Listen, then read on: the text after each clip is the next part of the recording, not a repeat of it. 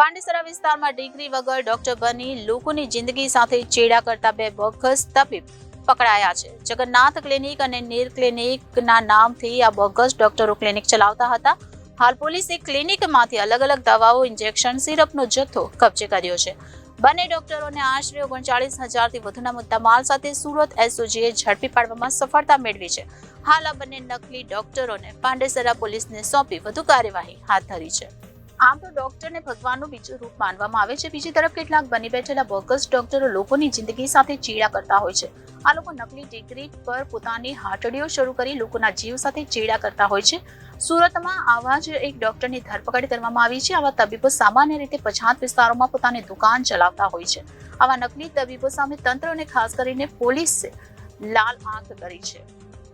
સુરતમાં આરોગ્ય સાથે ચેડા કરતા વધુ બે ડોક્ટરોની ધરપકડ કરવામાં આવી છે, જેમાં એસઓજી દ્વારા બોગસ ડોક્ટરોની ધરપકડ કરવામાં આવી છે. પાંડેસરામાંથી નકલી ડોક્ટરોને સુરત એસઓજી પોલીસે ઝડપી પાડ્યા હતા.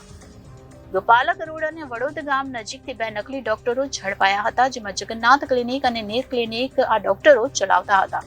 વગર ડિગ્રીએ ડોક્ટરની પ્રેક્ટિસ કરતા હતા નકલી ડોક્ટરો, અને આ બંને નકલી ડોક્ટરો અગાઉ અલગ અલગ જગ્યાએ કમ્પાઉન્ડરની નોકરી કરતા હતા.